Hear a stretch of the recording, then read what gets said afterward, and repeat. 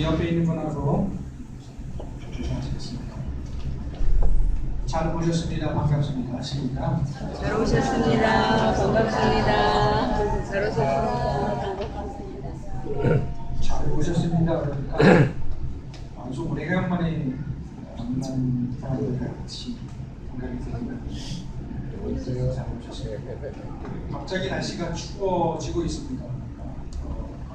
많이 잘 하셔야 될 것 같아요. 날씨가 더 추워지고 있어요. 우리나라 사람들이 옛날부터 많이 쓰는 인사법이 있습니다. 그러면은 요즘에도 좀 쓰는 인사법인데요. 밥 먹었느냐 하는 인사입니다. 밥 먹었느냐. 옛날에는 조반이라는 말을 썼죠. 조반 드셨어요? 이렇게 인사드렸습니다.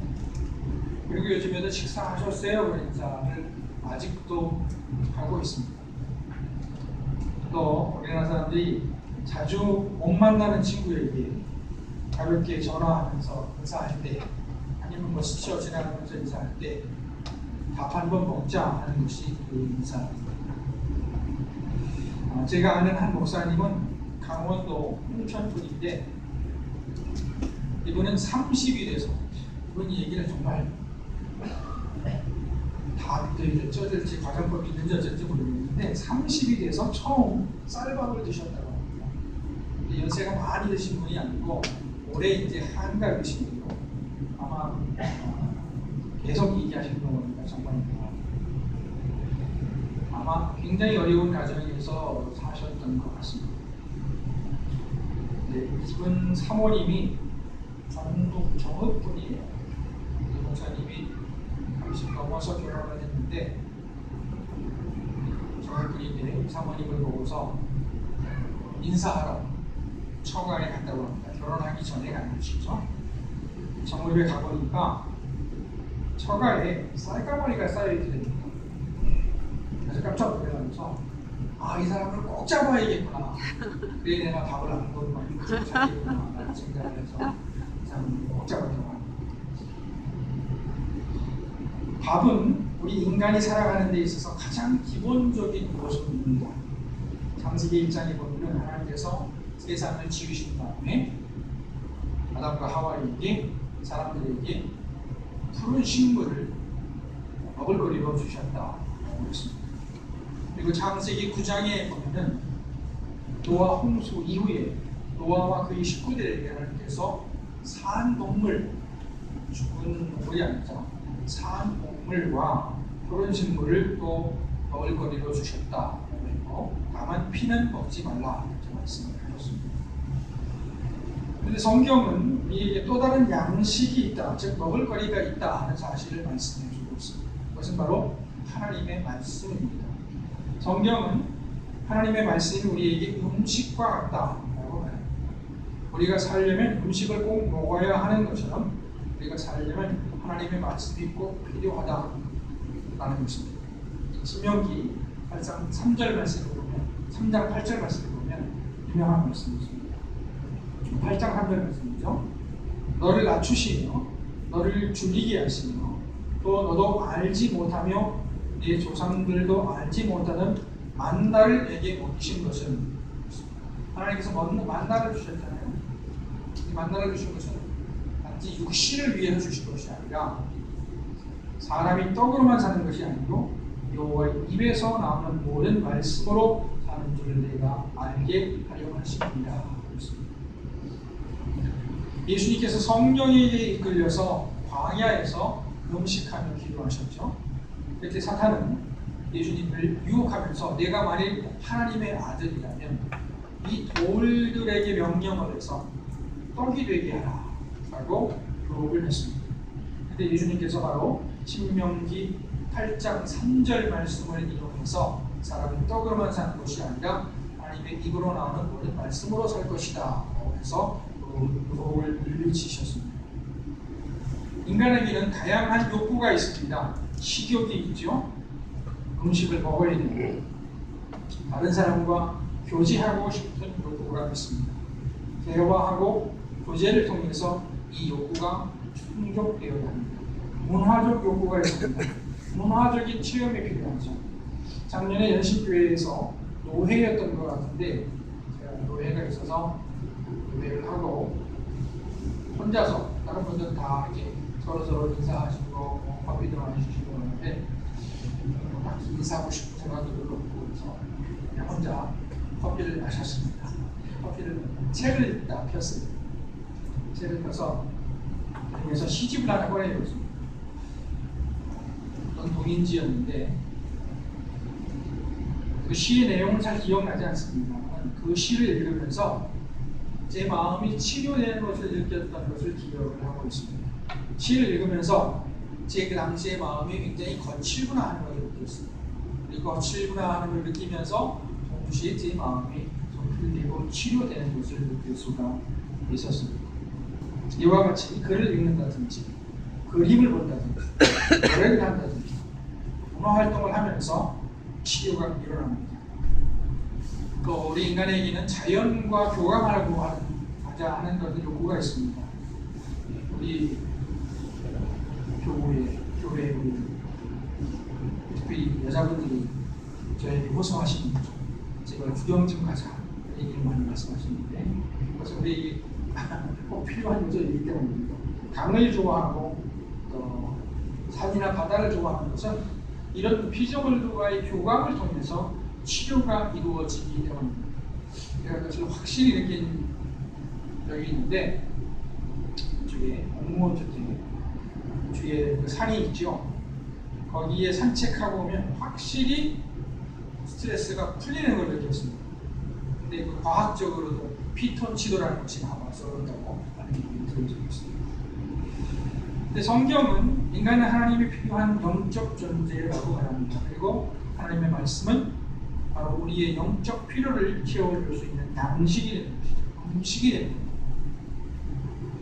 하나님과 하나님의 말씀은 떼야 뗄 수 없는 관계에 있습니다.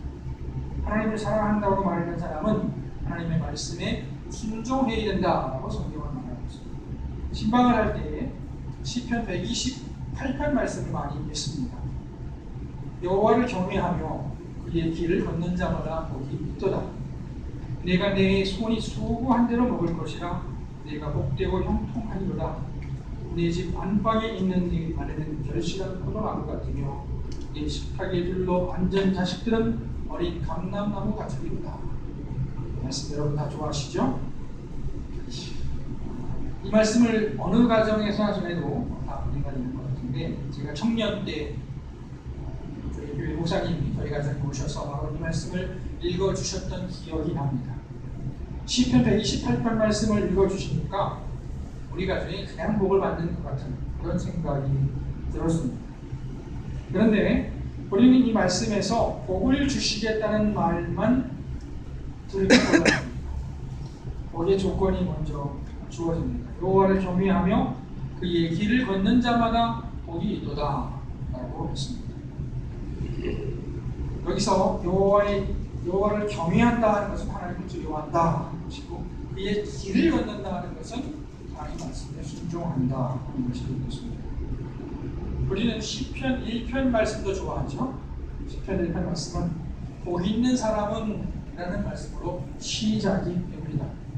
아마도 우리가 시편 1편 말씀을 좋아하는 것은 바로 이 시편이 복 있는 사람으로 시작되기 때문인지도 모르겠습니다.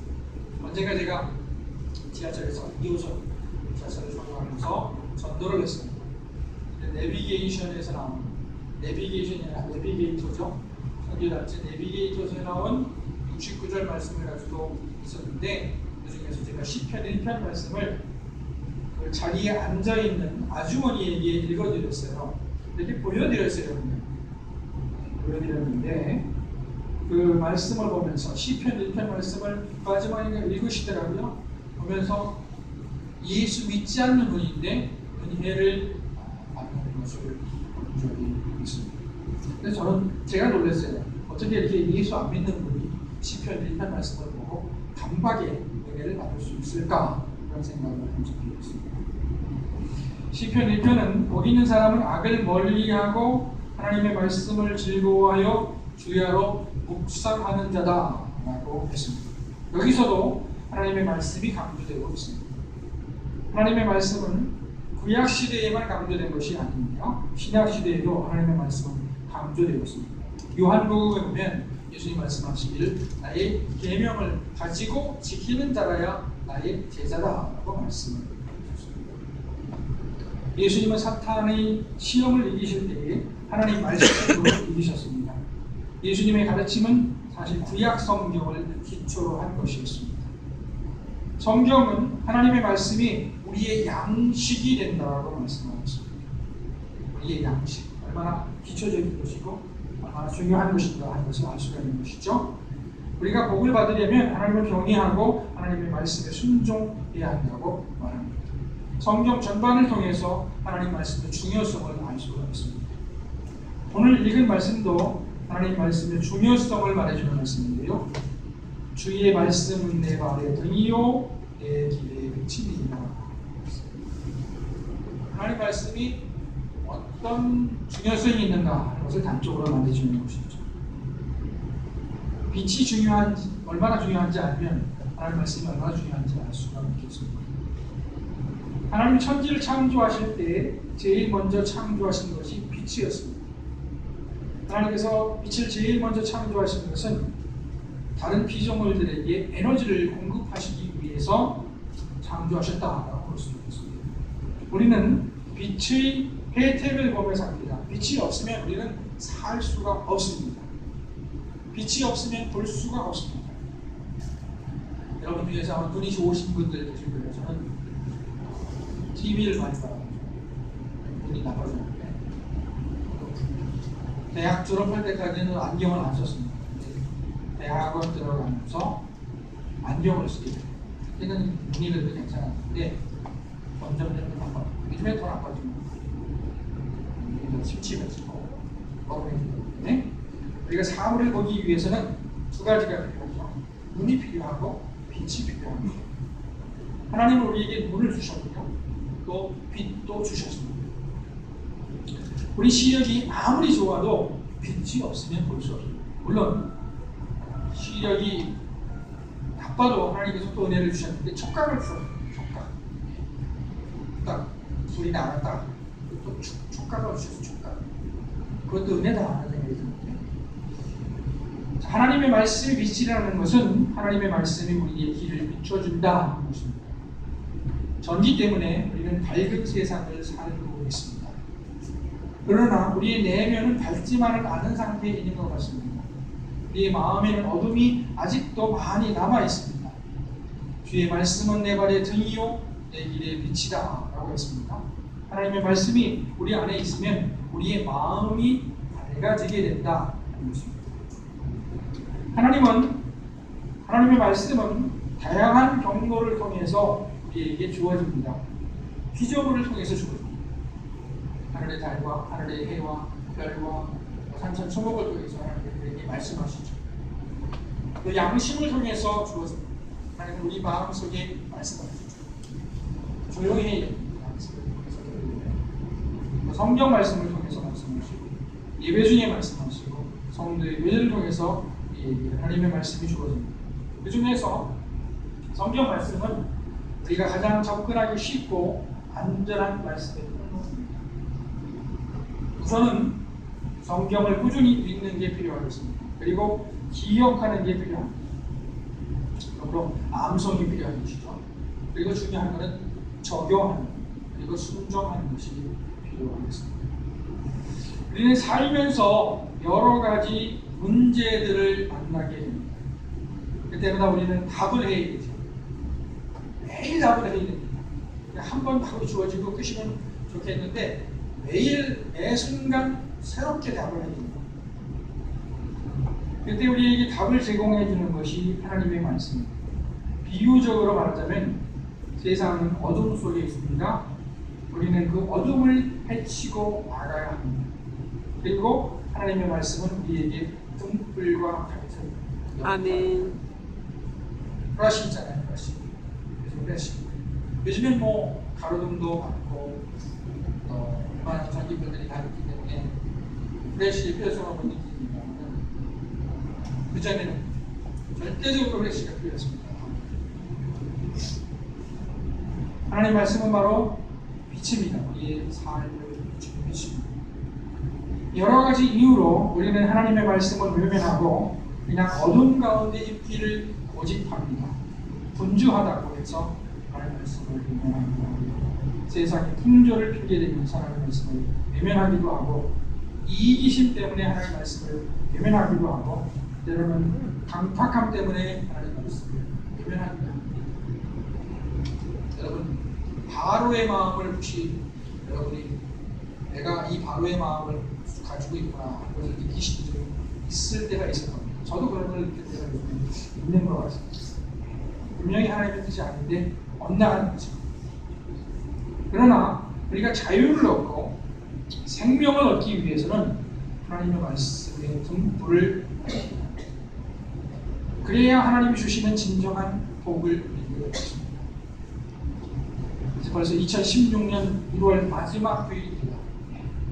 2016년 그래서 저는 개인적으로 이제 나이가 몇 살이 됐거나 55세가 됐거나 내가 요즘 아직 마음은 청년이지만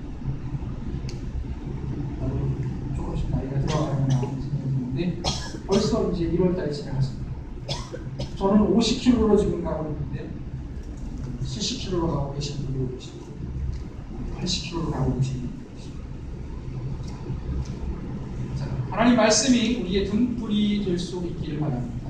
아멘. 어려움 가운데 헤매게 될 때 하나님의 말씀에서 자유를 얻고 답을 얻고 자유와 생명을 또 능력을 얻게 되기를 축원합니다. 아멘. 기도하시겠습니다.